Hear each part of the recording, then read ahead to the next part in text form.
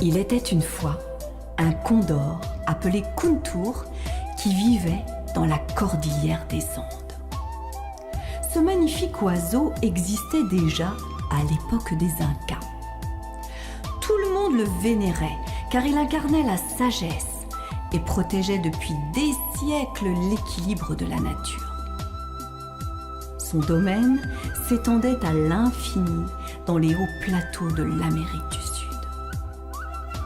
La puissance et l'élégance de son vol lui conféraient une grande majesté.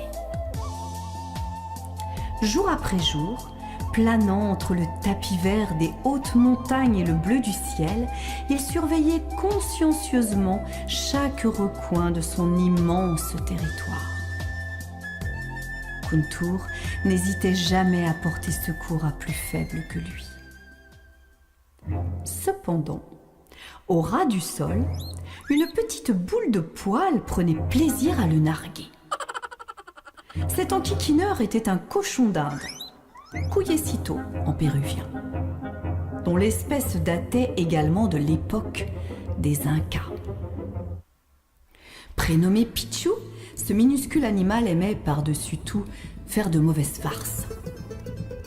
Espiègle, malin et hyperactif, il avait le don de provoquer volontairement des catastrophes. Kuntur le connaissait bien et essayait de limiter les conséquences de ses actes irresponsables. Le condor devait veiller sur toute la faune et la flore. Il lui était impossible d'être toujours présent auprès de Pichu. Malgré tout, Kuntur n'aimait pas s'éloigner trop longtemps du cochon d'Inde car il savait que celui-ci profiterait de son absence pour faire encore plus de bêtises. Malheureusement, c'est ce qui arriva. À peine le condor parti, il décida de se rendre près d'une ferme isolée. Voyons voir. Que pouvait-il faire d'assez monstrueux pour faire revenir Kuntur ?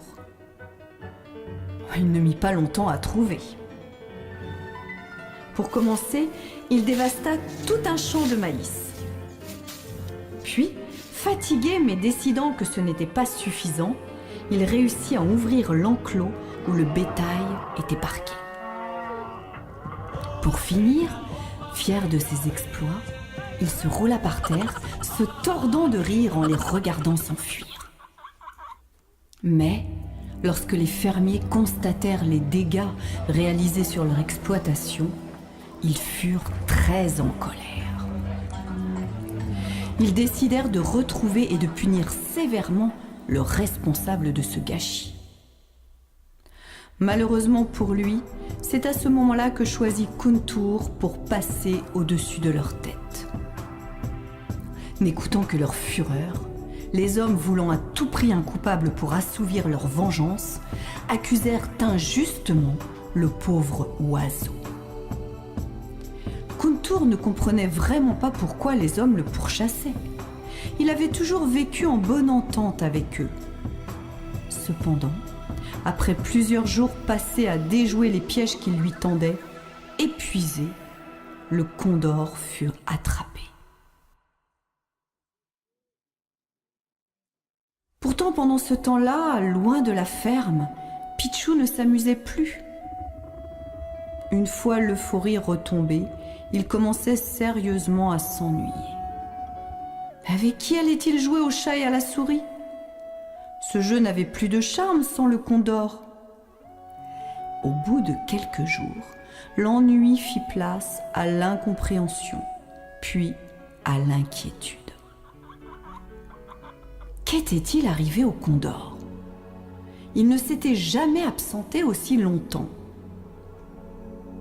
Mal à l'aise, Pichu décida de se renseigner. Patiemment, il interrogea tous les animaux qu'il rencontrait.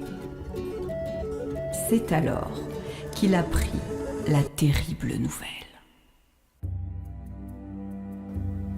Par sa faute, Kuntur était prisonnier et devait être sacrifié lors de la fête Yawar Fiesta. Il connaissait très bien cette coutume qui consistait à attacher un animal sur le dos d'un taureau en furie. Kuntur avait peu de chances de s'en sortir vivant. Par sa faute, il allait être sacrifié. Non, il ne pouvait pas rester là sans rien faire. Il fallait qu'il trouve un moyen de le sauver. N'écoutant que son courage, il prit le chemin du village. Il fallait faire vite et arriver avant le début des festivités. Son sentiment de culpabilité lui donna des ailes. Sans hésiter, il emprunta des raccourcis dangereux, risquant sa vie pour arriver à temps. Lorsqu'enfin, exténué, il fut sur place, il localisa sans peine la prison du Condor. Kuntur, lui, attendait tristement sa mise à mort. Tout espoir de survivre à cette tradition ancestrale était vain. À quoi bon lutter? La nuit était tombée, les préparatifs de la fête terminés, et les hommes commencèrent à boire et à danser. C'était le moment ou jamais. Silencieusement, Pichou se rapprocha du Condor. Tout à coup, Kuntur entendit un petit bruit. Levant la tête, il aperçut le Kouye-Sito qui avançait prudemment vers lui. Personne ne l'avait vu. Qui aurait pu se méfier d'un petit cochon d'Inde trottinant dans la nuit? Pourtant, ce petit animal insignifiant était pourvu de dents extrêmement affûtées et pouvait se faufiler facilement dans le plus petit trou. Il ne mit pas longtemps pour ronger la porte du cachot et délivrer le Condor. Enfin libre, Kuntur se fondit dans la nuit, accompagné de son sauveur. Sur la place du village, la fête battait son plein. Personne ne remarqua les deux silhouettes qui s'éloignaient. Plus tard, bien à l'abri, loin de la folie des hommes, les deux compères s'étreignirent. Mais, après ce moment de forte émotion, le Condor voulut avoir des explications. En effet, il ne comprenait pas pourquoi Pichou faisait toujours autant de sottises. Tristement, Pichou raconta. Tout petit, à cause d'un ouragan, j'ai été séparé de ma famille. Depuis ce jour, je l'ai cherchée partout, sans jamais réussir à la retrouver. Les vents m'avaient emporté très loin de l'endroit où je suis née. Alors je suis tout le temps triste et je m'ennuie. Je pense sans arrêt à mes parents et j'ai beaucoup de chagrin. Voilà pourquoi je fais des bêtises, car je sais très bien que tu vas venir me voir pour m'aider. Grâce à toi, j'ai le sentiment d'exister pour quelqu'un. Kuntur fut très ému par ce récit et décida d'aider celui qui était devenu son ami. « Tu ne vois en jouer ?» il lui dit. « Sèche tes larmes, Pichou, et monte sur mon dos. Je survole ces montagnes depuis très longtemps et je pense savoir où vit ta famille. » Le Kouye-Sito n'en croyait pas ses oreilles. Allait-il enfin retrouver les siens? Sans perdre un instant, il obéit au Condor. Majestueusement, celui-ci déploya ses ailes et prit son envol. Confortablement installé, Pichou admirait le paysage. Tout à coup, il s'écria « Regarde, Kuntur, on dirait la mer !» Amusé, le Condor répondit « Mais non, regarde, c'est un immense lac. C'est le plus grand et le plus haut du monde. Il s'appelle le lac Titicaca et je pense que ta famille vit sur ses rives. » Le Kouye-Sito, fou de joie, se mit à gigoter, les mettant en péril. « Attention !» lui cria Kuntur, « tu vas nous faire tomber !» Mais le Kouye-Sito était tout excité car il venait de reconnaître les terres de son enfance. Heureusement, le Condor réussit à rééquilibrer son vol et c'est sans dommage et tout en douceur qu'ils atterrirent. Aussitôt que ses pattes touchèrent terre, Pichou se roula avec délectation dans un champ de itchou. Il n'avait jamais oublié l'odeur de cette plante herbacée des hauts plateaux. Ivre de senteurs retrouvées, le Couillé-Sito se mit à courir. Rien ni personne ne pouvait le retenir.